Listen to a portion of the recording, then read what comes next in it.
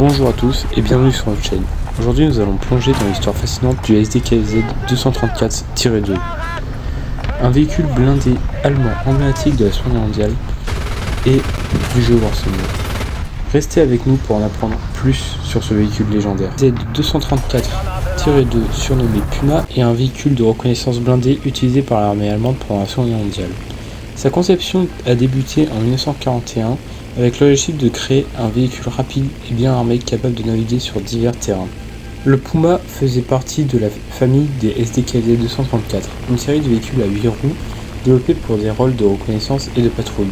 Le SDKZ 234-2 est sans doute le modèle le plus célèbre de cette série grâce à son armement et ses performances. La production de Puma a commencé en 1953 et environ 100 exemplaires ont été fabriqués.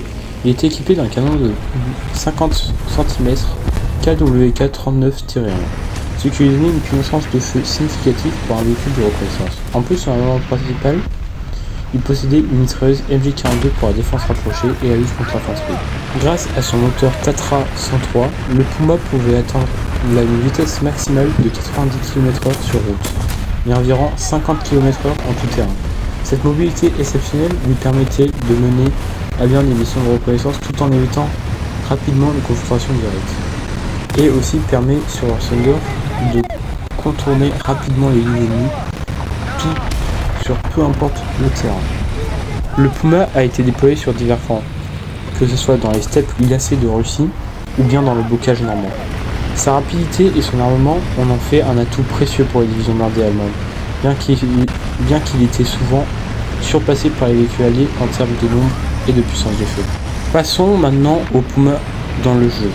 Ce véhicule fait partie de l'arbre de technologie allemand et est classé comme un véhicule léger de rang 2. Dans War Thunder, le Puma est équipé du même canon de 50 mm, avec une cadence de tir rapide et une bonne pénétration, ce qui en fait un redoutable adversaire contre les chars légers et moyens de son rang. Il possède notamment 3 types de munitions, une AP, une APCR et une HE. En termes de mobilité, le Puma conserve sa vitesse impressionnante, atteignant jusqu'à 90 km/h sur route dans le jeu. Cette vitesse lui permet de flanquer rapidement les ennemis et de se repositionner pour des tirs d'opportunité. La clé pour bien utiliser le Puma est de tirer parti de sa rapidité et de sa maniabilité. Évitez les confrontations frontales pas comme moi, avec des chars plus lourds, et utilisez le terrain à votre avantage pour embusquer vos adversaires. Cependant, il faut noter que le blindage du Puma est assez léger avec une épaisseur maximale de 20 mm. Cela signifie que vous devez constamment bouger et utiliser votre vitesse pour éviter les tirs ennemis, les tirs de l'aviation et les tirs tout simplement de l'artillerie. En résumé, le SDKZ 234-2 est un véhicule fascinant tant dans la réalité historique que dans le jeu.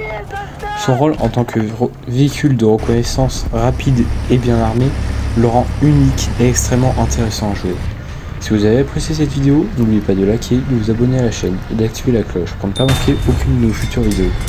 Dites-nous dans les commentaires ce que vous pensez du Puma et partagez vos astuces pour l'utiliser efficacement dans War Thunder. Merci de nous avoir regardé et à la prochaine sur Champ Bataille, bien que très peu de gens ont regardé cette vidéo jusqu'à la fin.